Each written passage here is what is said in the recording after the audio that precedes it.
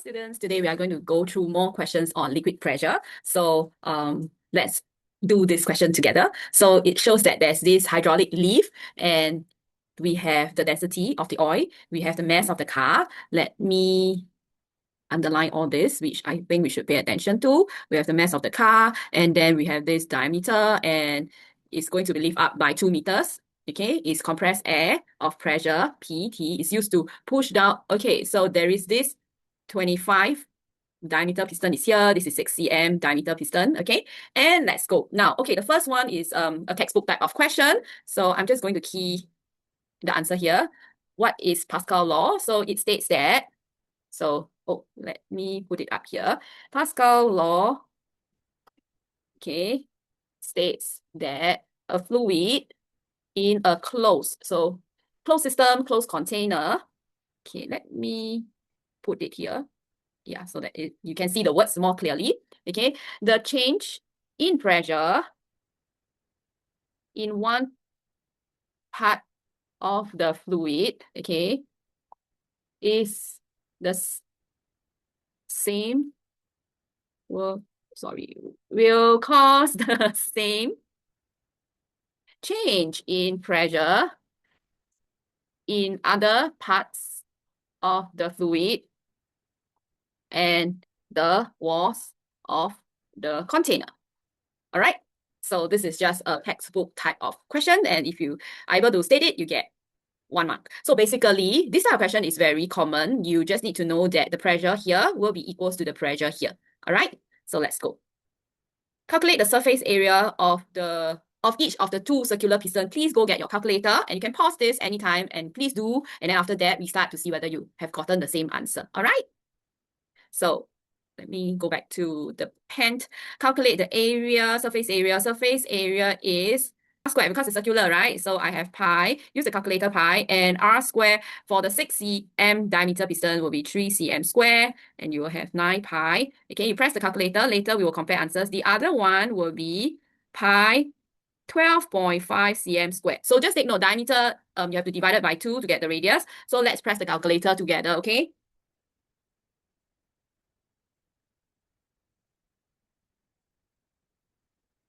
All right, so here you will get, the first one is 0.00283 meter cube, a meter square. And this one, if you want to get meter, right, this one you should change it to 0.03, and this one same, you have to divide it by 100, and you will get 0.0491 meter square. And why are we using meter? Because let's keep everything in SI unit, and you can also see that the density given is also given in meter cube. All right, so this is the answer. Okay, so if you have gotten the answer, congratulations. Quite simple for B. Calculate F1, which is this force. Okay, needed to raise the car 2 meters above the 6 cm diameter piston. That means you need to raise here by 2 meters. All right, so let me clear first. All right, so basically, you know, this type of question is talking about the pressure here is equals to the pressure on this side, right? Now, we need to calculate the pressure on this side first. So what do we have? So take a look. You have 2 things, okay? You have the liquid pressure here, okay? So there is a change in the liquid pressure. There's some height. So it's due to rho GH, okay? Or some school is H, density, gravity. It's the same thing, okay? So the height is 2, and then in meters, the density is 900, and then the G is 10, okay? So you press the calculator, you should get this, okay? In Pascal, okay? And we are going to get another pressure, okay? So the other pressure is due to the weight of the car. So the pressure exerted by the weight of the car is force over area. Now the area just now you have it here, okay? We calculated, and the force, this is a 13 kg, okay? 13 kg is the mass, and you can get the weight very easily, which is you just times 10. So the weight is the force, and let's recap the previous area 491, and you are going to get 264, not 7, 264,765. Actually it's 66, but it's more than 5 feet, okay? Pascal, all right?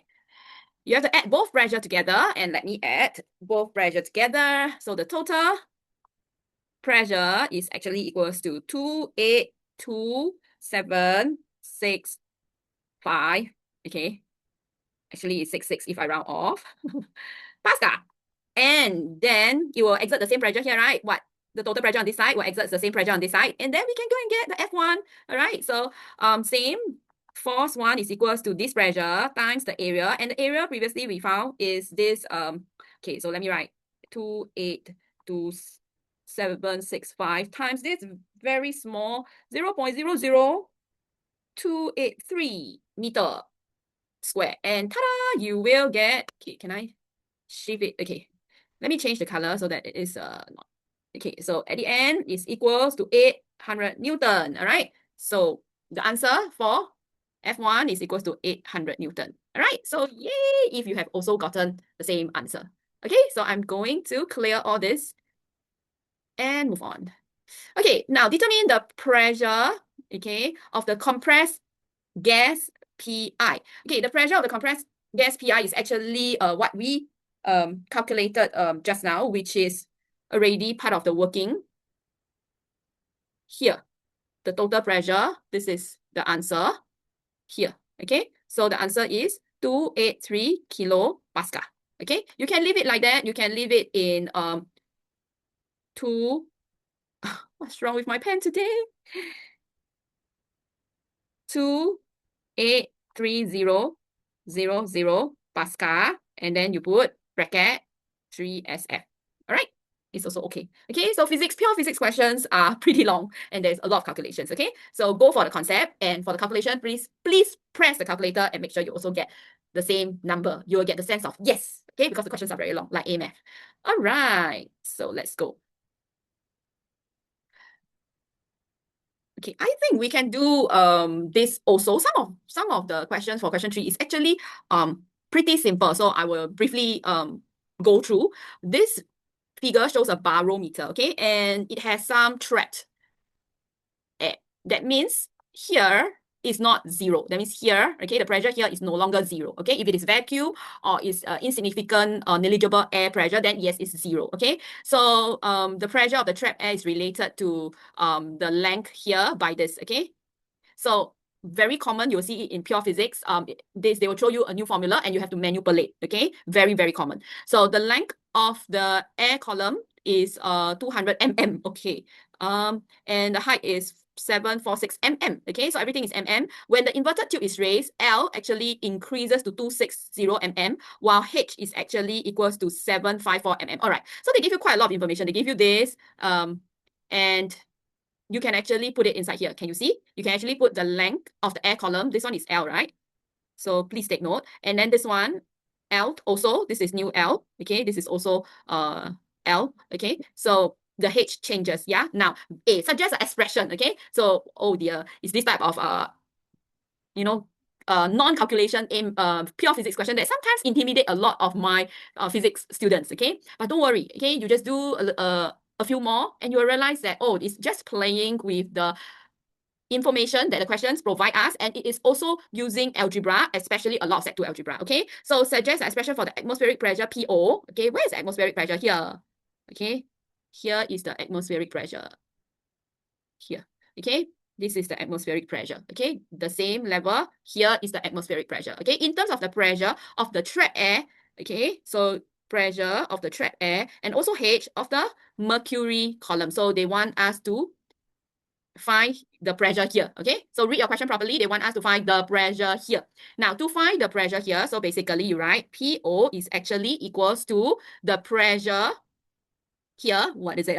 The pressure of the trapped air. Okay, plus, okay, the pressure due to this liquid depth, right? So remember the previous video, if you have watched, the lower you go, the higher the pressure. Okay, so you have to consider this depth of water above you, above the diver. Imagine you're diving. Okay, you go deeper, there'll be more liquid above you. Okay, and that exerts a pressure on you. Okay, so this one, what is the formula again? We have density. Okay, I'll put a row, and then H and G. All right, this is the one mark. Yeah, did they give us the mercury? Nope. So yep, you can leave it like that. That is the density of the mercury. Okay.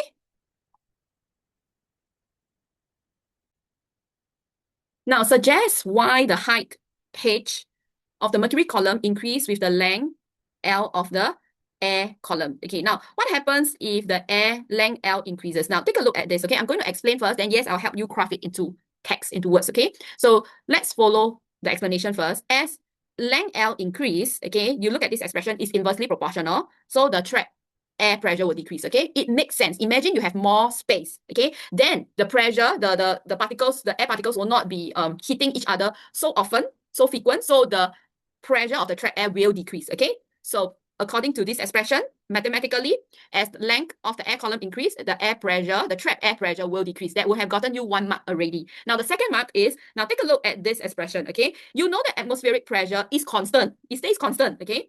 Since this part stays constant and this part decreases, the pressure due to the depth of the mercury will increase, okay? So this part will increase. All right, and hence the height increase. And you have gotten the full 2 marks, okay? So let me craft it out into words for you. Okay, as the as L increase, pressure of trapped air decrease. That will give you 1 mark already. All right. Since atmospheric pressure is constant, when pressure of the trapped air decreases, the pressure of the mercury exerted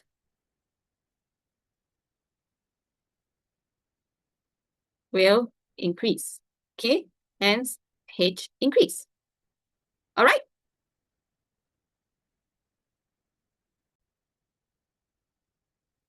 You can also write, since atmospheric pressure is constant, the short fall of the pressure of the trapped air. I'm doing short formed here, but when you write in text, please spell out and write in full words, okay, is compensated, okay, with the increment of the mercury column pressure, okay? So therefore, H increases. Yep. All right. Let's move on to the next question. All right, so if the pressure of the air above the mercury column is denoted by trapped air TA1 and pressure TA2, when the length of the air column L is 200 mm and 260 mm respectively, show that this is equals to this. Okay, so basically what you need to do, okay, is Sec 2 math. Yeah, so we have so many information here. So what you need to do is make K the subject and you equate both equations together, all right? Because in 2 scenarios, whether trapped air pressure 1 or trapped air pressure 2, the K will remain constant. So when you have something constant, you can actually equate them. Okay, so let's write it out. So basically, we have 200. So okay, so I will do K is actually equals to P TA1. Okay, and then I have this 200. Okay, because I times L. All right, and also K is actually the pressure TA2, and I have this 260. Am I right? Since both of them are, both of them equates to A, so you can write PTA1 200 is actually equals to TA2 260. Now, how then you just have to do your math, push the 200 over to the other side, you'll get pressure TA1 equals to 260 divided by 200 is 1.3, pressure TA2, and shown. Okay, cool. So just make K the subject and then equate them. Okay, now D, 3 marks. Okay, we have to calculate the value of the atmospheric pressure. Okay, so let's go and count. Let's go using more numbers. Okay, I'm going to use this. Okay, so I have 200 of the air column, and then it will lead me to the mercury column length of 746. So basically, PO, let me see. Oh, I can write here. That's very good. So PO is actually equals to the trapped air pressure, which is pressure of the trapped air 1 plus 746. Oh, mm mercury. Do the same for the other scenario. Pressure Ta2 plus, what did they say? 754 mercury. Now, you know atmospheric pressure remains the same, right? So you have to equate them, equate the both of them. And here, you can actually substitute this. Pressure of Ta1 is actually 1.3 pressure Ta2, right? And with that, when you equate them, okay, let me equate. Pressure Ta1 plus 746 equals to pressure Ta2 plus 754. And you have this, I'm going to change this to 1.3 pressure Ta2 plus 746 equals to pressure Ta2 plus 754. So how many unknowns are there? There is only one unknown, which is pressure Ta2. And then you can just solve like your Sec 1 algebra. Okay, only one unknown. Sec 2, you have simultaneous equation, two unknowns. Actually, this started from two unknowns, right? Then we do substitution, then it become one unknown. So pressure Ta2, after pressing calculator, you should get 26.7 mm mercury. Okay.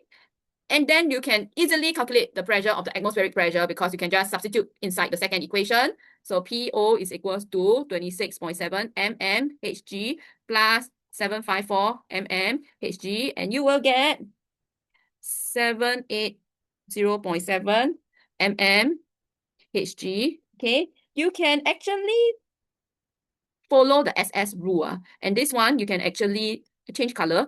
If you follow the SF rule, right, you can actually put this as 30 mmHg, and this one, you can actually put it as 784 mmHg. Okay, so if you follow the SF rule, you use 30, and then you will end up with 30 plus 754. So 754 plus 30, and then you will end up with this. Okay, can?